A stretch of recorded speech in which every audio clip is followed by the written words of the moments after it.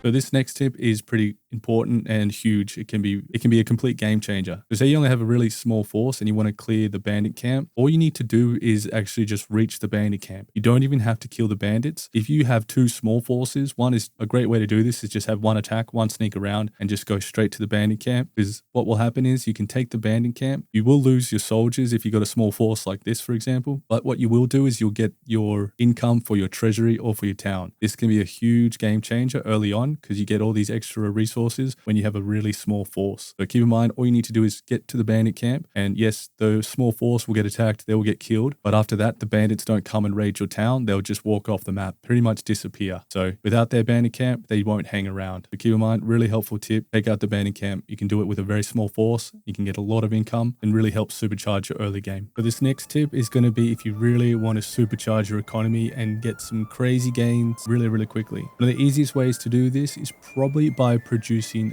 bows. Now, you can start creating bows once we get to level 2. So at the moment I'm on level 1, my bow gauge is level 1. If we upgrade it to level 2, you'll see when you click down, you will then have access to the bower's workshop. Once we click on this, this is going to lock this building into just producing bows. And the reason this is so good is because it sells for quite a good price. We go over to the trade center, trading post, and we go to trade it. You can sell it for 5 silver, which doesn't sound like a lot, but because you can just produce them in such high quantities, you can trade these easier than pretty much any other material or any other type of thing that I've come across. Shoes is another really, really good one to trade. And for that, you actually get 8. For that, we would export it and keep in mind that the desired surplus. So that's sort of saying we want to sell this down till we have 509. This is going to keep getting sold until we can get down to this kind of supply. But from the food point of view, some of the easiest ones to sell will be your vegetables and eggs. Can be bread depending on where you've spawned on the map and how good your land is. But I'd most definitely say shoes and warbows. Warbows just take wood pretty much, so that can be easily a constant supply by building forester hunts, which will produce and plant trees, and then you can just have a logging mill or a woodcutter, and that will just slowly harvest this and pretty much just be an infinite forest of supply, which is why it is so good to just manufacture bows. It will just give you a constant stream of exports, and same goes for cobbler's workshop. This is another really good one to produce shoes, give you a lot of money to be able to export. And that leads me to the next tip. So what you can do, you can be a bit sneaky and you can put your trading post right on the border, right next to these or trade points. So these guys are doing this ultra fast. They're going to and fro and they are selling goods constantly. Now, the good thing is that to get the goods that you're exporting to the trade post, they don't have to be transported. They're just going to appear here. If you look closely, so 34 shoes that will get sold very quickly. They'll get exported, they'll go over to the trade post, come back, and then you will get the coin for them. So for imports, it's the same deal, but the only difference is with imports is that they will then have to be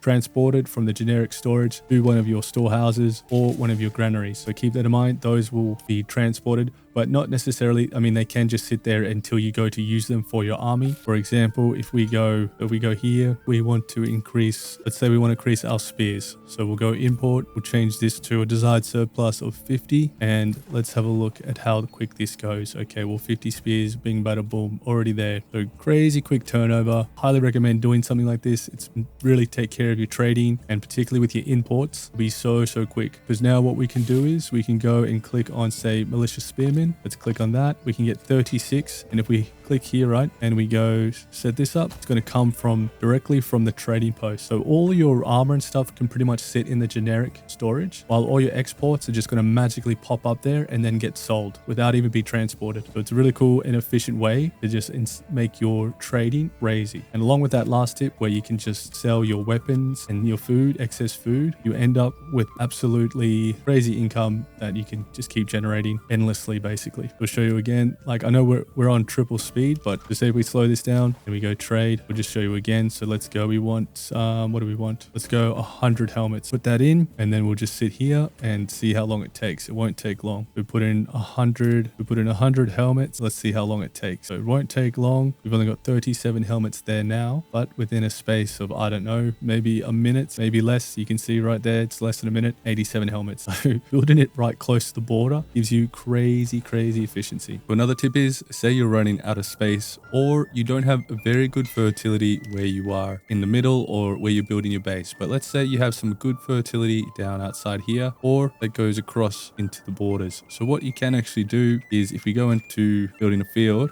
we can actually build a field quite a little bit outside the border here. So that will actually allow you to get a bit of extra crop growth from these green side here. It might not show that it's green, but we'll actually get some quite good yield from being able to build these fields outside the border here. So there is a bit of a limit to what you can do, but kind of surprising how far you can get away with it. So just something to play around with. If you're tight for space or you need some extra yield, you can get some farms outside the boundary. Keep in mind that obviously you won't be able to build that outside your to call your own territory. That's not going to work, as you will get the no command over this region little message. So just keep that in mind. Now, something I wish I understood at the start, and this one will be kind of critical. Did not know this, and it's something that probably will be fixed down the track. But once you take over a village, right, there is pretty much no way to lose it or undo that. So what can happen is you end up in these situations where you've built a town and it got demolished, burnt down, or you ran out of wood, or you just didn't want to worry about it anymore. The unfortunate thing is you cannot start again. You will be stuck. And this can happen in a variety of situations. So keep in mind, yeah, you only get one shot at building this camp. As far as I'm aware at the moment, at least in the version I have, you've only got one shot. So if you lose this territory, it gets burned down, or you get in a situation where you have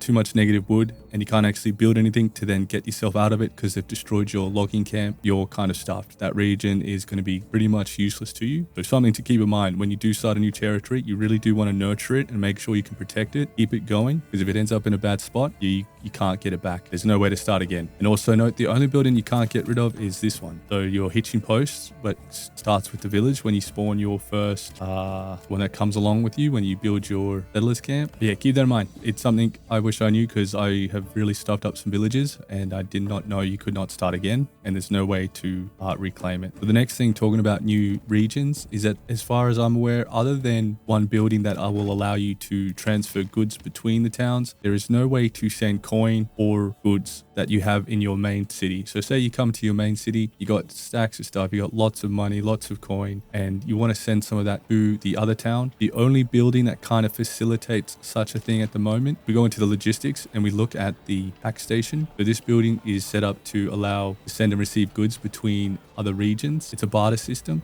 so the other town will have to provide goods as well, which means if your town's in dire straits and doesn't have a lot of goods to transport over to the next town, then it's kind of useless. It doesn't work. So currently there is no real means to actually get goods to a region that's struggling. So how you build up the regions you start really need to be tended to as if it's your main city, because once they go a bit backwards, it gets a lot more difficult to revert that. So the next tip, this one's really simple. Some people probably know this one for sure already, but just how you can delete roads. All you need to do is press R, press Alt, click on the road, remove. So we'll just go through that again. again, you build a road, you're not happy with it, you would just click R, press Alt, click on the road, and you get the remove this road. Keep in mind that only works with road. If you want to demolish buildings, you do have to click on them and click demolish. Another tip is just how you build your base. So I think it's a really good idea for logistical reasons that you try to keep your granary, your storehouse, for the most part, as close or in the center of your village, along with the marketplace. A lot of the logistics and time you're going to lose in efficiency is people traveling to their houses and back to storehouses to grab things, or to the granary to grab certain items. So there's a lot of benefit in trying to get your granary and storehouse in a very good location. Central is a good recommendation, and that way you can kind of build your town outwards, and keeping in mind that the main point, or one of the key points of any village in Manor Lords, is going to be your large storehouse, your granary, marketplace. So what I tend to do is I tend to sort of keep an industrial area in the middle where everything sort of is, and then farms on outskirts and some villages. And now obviously this will expand, and you almost have to sort of replicate this blueprint over again to really maximize the best efficiency of your towns, to really grow them way past the population of 500. Now another tip is, since this is a single player game, if you're looking to just sort of enjoy and not worry too much, when you load into the game, you can check to see how fertile the land is. And if you didn't get a good spawn position, you can just exit, restart, and try get a better spawn. It's up to you what sort of difficulty or what sort of way you want to play it. It's one of those things you might not think of at the time, but a really helpful thing if you get in a kind of a dodgy area where you don't have much fertile land and you want it to be a nice, more easy, chilled game, just exit, restart, get a new game, see if you get better spawn on your fields and fertility, because that's really going to help. Opposite side of that, if you want a greater difficulty, you want to spawn in a region that is vastly barren, because that will definitely make it more interesting. Do keep in mind, what I've noticed that seems to be a common theme is that for the most part, some of the most fertile lands are the ones down in the corner, left bottom corner, along with this one in between, sort of in the middle top. It does sort of change slightly, but for the most part, how you sort of see this fertility range seems to be pretty common. At least with the settings I've been playing at, they tend to sort of be pretty much the same. Doesn't seem too much that they shift around. This one's generally pretty terrible, but not bad. Then you'll have all the way to the side here. That tends to be very, very good. But again, we'll get different maps and that's going to change, but just something to keep in mind. The other thing to note is pretty much by year 5, I think it is, if you're on default settings on the domination conquest setting, it's pretty much going to be the year where yellow will be spreading out and trying to take a territory for the most part. So you do kind of want to plan for that if you do want to challenge them. However, you can kind of knock them off their course by just taking a territory before you get to that period. I think it's either year 3 or year 5. I'm pretty sure year 5 you get it, because year 3 you will get your bandits coming. But for the most part, you should be able to be up to your Burgess plot level 3 by year 5. You're doing everything correctly. The next tip I want to give is, when you start off, this game is really about resource management, and your resources are primarily just your peasants, your slaves, your townspeople, whatever you want to call them. Those are your resources. And when you don't have a lot of peasants, what you really need to do to be able to get a good village going quickly is you need to be rotating them from building to building depending on your needs. So for example, one of the best things you can do if you do have a somewhat fertile land, you can get your farm going and sowed within the first year that you start very, very easily. And what you want to do is you want to be taking people off all the different buildings, and you might only have, say, 10 to 12 families. So you would assign all of those to the farm early, just for the season of sowing and planting, and then you would just reallocate them all back to the buildings where they were previously. So you're just trying to rotate and provide a lot of farming focus early on in the game, because that's really going to help you. So what I'm going to do is I'm going to give you an example. So we'll sort of just step through this. This is some older footage, but what we'll do is, so at the moment, I'm just very carefully checking the surroundings, seeing what we should be doing. And then as we get a little bit more into the early stages of the game, which we'll just flick through, you'll see here what I'm doing is I'll start unallocating all the people from all the different areas and start allocating them to the farm. Now, what this does is it's going to allow you to get a really decent harvest early on. The only thing you do have to keep in mind, there is potential to lose some of your approval rating, but generally it doesn't affect it too much, because if you're pulling everyone from all the different areas, you can lose a little bit of approval rating, but the benefit of this is you'll get a really good early harvest, and that will really power your early game. So when you're a small town, you only have a few families, pull them all onto your farm. There may be a few exceptions that you want to keep one in the granary or a couple of the shops open in the town, or the markets, I should say. So So this is a tip. You just want to be rotating as much as possible to maximize what your town needs or what the highest needs are. So initially you do want to get a lot of food behind you. So being able to rotate your families onto a farming just for the sowing, planting period, and then assign them all back is a highly effective way to get a really good start on your grain and then your wheat and then your bread. It's a highly recommend rotating everyone to your farms if you're in the position to do so. The only drawback of that is you can lose a little bit of approval, but I tend to, if you're on the default settings, you won't really notice that at all, depending on how you set things up. But if you do want to try it, maintain some of that, just keep someone assigned to the wood choppers, keep someone assigned to the wood cutters so the stall stays open, and to the granary so some of the food's still circulating, and try keep one extra family spare if you have buildings queued up. That way you probably won't really lose any approval, and then it's pretty much a really speedy, awesome way to get a good boost to your early game. Same for the next tip. When you're early on, you don't need a lot of wood just at the start because you only got a small village. You are expanding and building, but when you're starting off, you can rotate people off the logging camp quite frequently to some of the more dire needs of either construction or wood cutting, granary, or your large storehouse. So it is all about rotating families. So again, just trying to drive that point home early game. Make sure you're constantly moving people around to really maximize the efficiency of the town's needs. If you want a really good example of this, I've got a beginner's guide where you can watch me go through the process of doing all the early game rotations of families to really maximize the efficiency and early start of your. Another really important tip when you're farming and you're in the early game, make sure you make your plots very small. You don't want them too big, and you really want to be paying attention to the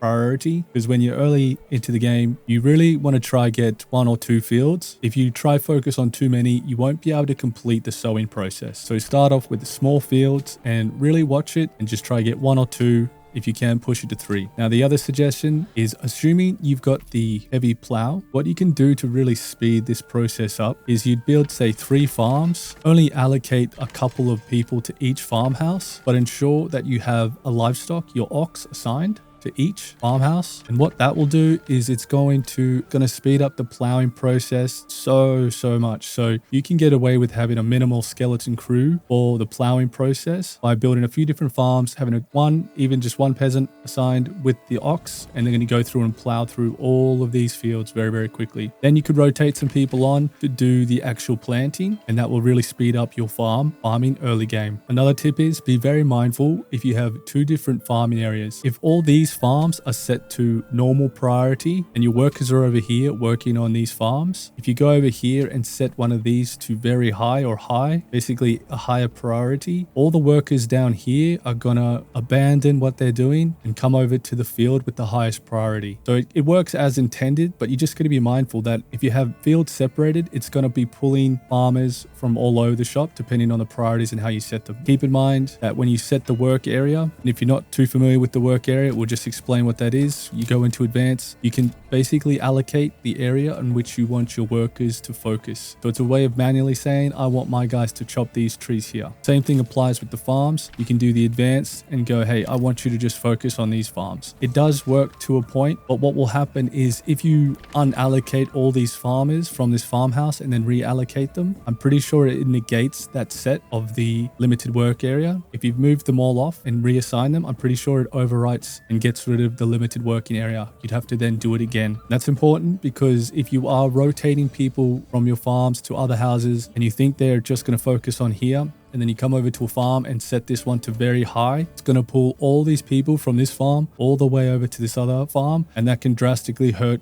your yield. And early game, it can be a matter of life and death because you might not get to finish a field or finish the fields that you need. It's just very important to keep a good management of your fields using priority and just being mindful that they will definitely be focusing on the highest priority within the region unless you set them manually. And even then, if you are setting them manually, just keep setting them every time you reallocate peasants to the farm. Otherwise, it won't work, at least in my experience. So this next tip, and it's just good to understand this, if you're struggling with food, what you can do is you can use your burgages to basically create large farms. So I'll show you what I mean. So say we have this huge open space. We are going to turn this into a block of houses. We will just have to wait till this gets picked up. The alternative to having good farmland other than the hunting and the berries is you can use your burgages as farms themselves. So we'll turn this huge plot of land and into farms basically, where we can harvest eggs and carrots. Now what we can do is having a huge plot like this with these long yards, that's going to yield quite a good amount of carrots and chickens. However, it doesn't actually change anything for your sheep or hide. It will also increase for apples. So the bigger the plot, the more likely, the better yield you'll get from apples, carrots, and you'll get a lot more eggs. So what we can do is if we take some of these back and make a few houses with these huge areas where they can really have a ton of space to plant some crops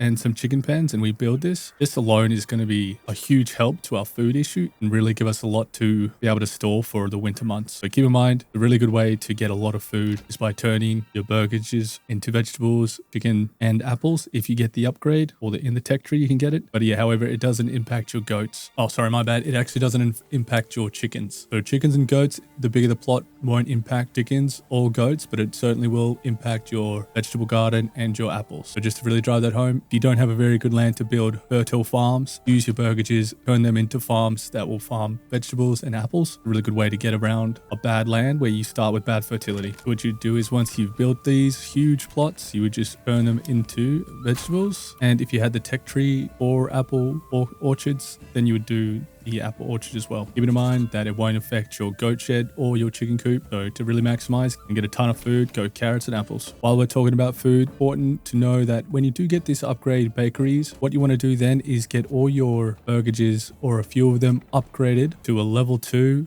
and then turn them into the bakery. Now keep in mind when you do that, it's going to be permanently a bakery, and when you level it up to level 3, it'll still be a bakery. But these guys, it's going to increase your bread, the efficiency or the production of bread by about 2 times. So I highly recommend doing that. And then you would just turn off you would avoid using your communal ovens because they're not going to be as efficient and the yield will be less. So getting this bakeries extension, you no longer really need communal ovens. You can just do it all from the burgages themselves. Another tip is it's really important to pay attention to fertility or the lack thereof. So in this case, I have a fertile land, but let's move over to say this land where it's not so fertile. We can check if we have a good wild animal source, which we don't really. This is pretty bad, 20 out of 20. Same for the berries. It's still not a very good option. So in these kind of scenarios, that's where I would revert to that other tip where we covered using your houses, your burgages to increase farmland by harvesting your chicken, your carrots and your apples if you get that upgrade. What's considered a good or a high level of berries is where you get the berry deposits of 128. Keep in mind, if you then went into your forest management and you could double the capacity of all berry deposits, so that would be huge. Same goes for your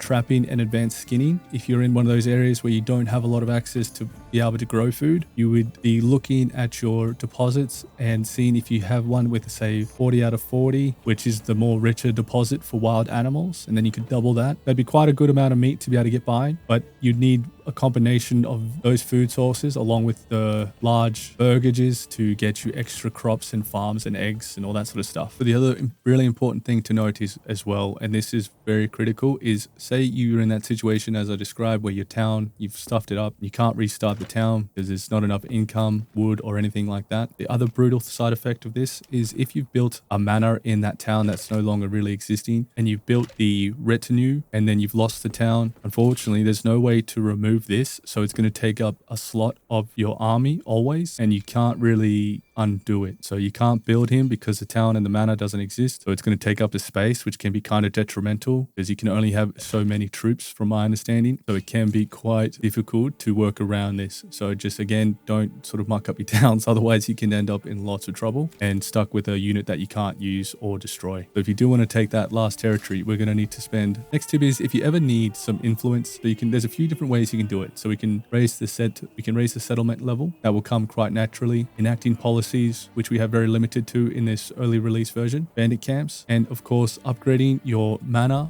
and most importantly, churches. So churches are going to be a really quick and easy way to upgrade your influence or get some quick influence. You will just need the goods to do it, which really isn't that much. You'll get 250 influence per church. So if you have enough resources, you could build multiple churches just to grab that initial influence. Then you could destroy them and do them again if you need to. One of the things I wish I knew when I started playing, so to conquer this last territory, you're going to need a large force. And the only way you can really take this last territory, even on the default domination mode, is by populating pretty much much every region that you can. Doesn't have to be all of them, but you probably want at least 4 other regions. And we want to be bolstering up our retinue. So you would pretty much need, say, 4 or 5 retinue, which will mean 4 or 5 pounds, because you can only get them when you build a manor. And what we can do though is we can increase the size of the retinue by going into our manor, clicking on open castle planner and clicking on the garrison. The garrison will increase the maximum size by 12, limit to 1 per region. So you can only increase it once. So unfortunately, we can only do that once to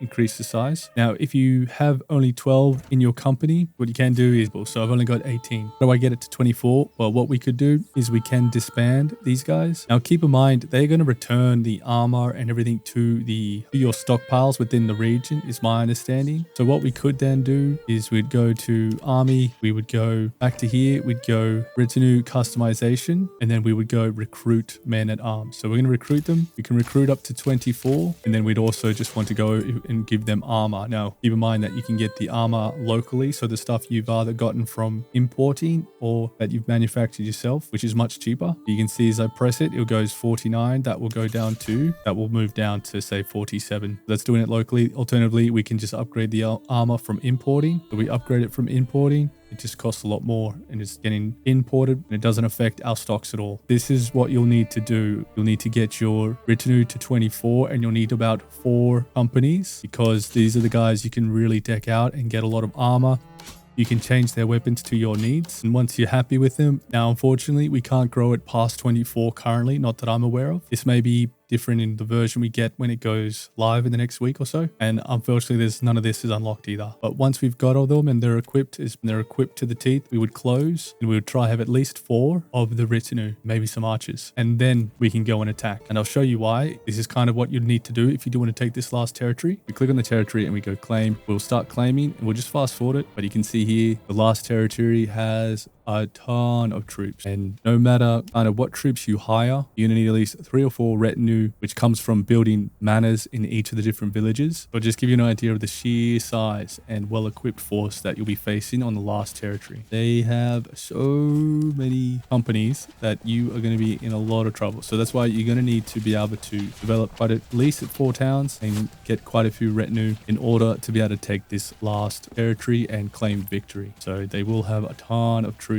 But again, just check this out. There is just so many, and they're all quite well equipped, and they've got armor, shields. For the most part, quite a lot of them do. So yeah, let's look at how we can boost her and prepare for this final epic battle. Just before we do that though, you can see that you have, multiple companies of 36 troops. The light infantry, they'll have a couple companies of archers, 3 in fact. They'll have a ton of more, what's it called? I think 2 or 3 of their own retinue, which are quite well equipped, and then some light infantry. So a lot of stuff to consider here. So you could come up with some cool strategies to do this without, but it's definitely going to help. At the moment, the AI is a little bit confused on what it does, but as soon as it can get closer, it's just going to come and monster this army. So let's just fast forward it and see, because they will charge and they will attack, but they seem a little bit confused. Here they go. So now they're just going to charge and it just becomes a bloodbath. But then the way to really stop this, because you can see here, they got 2 companies of retinue that are well equipped and pretty tough to beat. So pretty much to take down this final territory, you're going to need 3 to 4 different manors in regions and get your retinue, your knights, whatever you want to call them, to at least 24, have them well equipped, and then with some archers, with that you should be able to manage this final territory. It's important to know that, because you can be building up regions, making it a much quicker process, or you can do it the other way, where you build up a huge town, take over all the other territories, and then start moving on to building up the other regions, which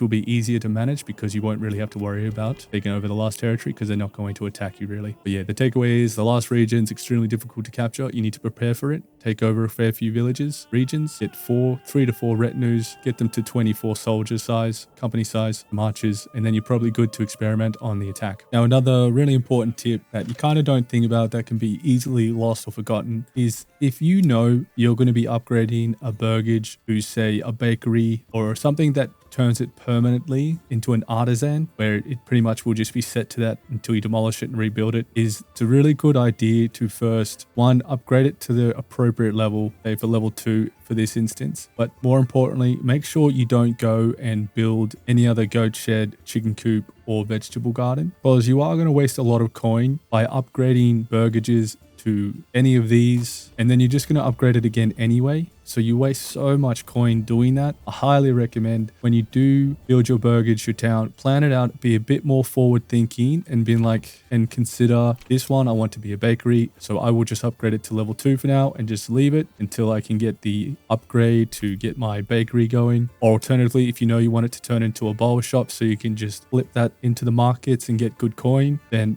there's no point upgrading it. I mean, if the only time you'd really want to double upgrade on the same plot or the same burgage is if you're in dire straits and you need some food right now. Outside that, do not upgrade or double upgrade your burgages. Just do it once, plan it out. It will save you a lot of coin and it'll just make your early game so much more efficient and effective. The other thing that's really important to note, this is a bit more of a beginner's tip, but we'll just stick it in here anyway, is the current idea or formula of this game is that the way the tech tree works and the way villages work, you can really only sort of pick a couple. So one village, you'll only get 6 points or 6 tech tree points that you can go and use. And I think this will stay even after the updates to this game because it's trying to sort of force you to take over other regions and then use different parts of the tech tree to maximize that village, because not all the different tech trees are going to work well in all the villages. Each village will have its own unique characteristics that you'll need to then enhance by applying the different tech points to really make it bloom and blossom, if that makes sense. So for instance, like if you want to get a really strong army, you're gonna have to spend 3 tech points to be able to get master in army making. If you wanted to do that in your own village, again, you'd get around that just by building the market and exporting and importing everything you need, but it's just something to consider.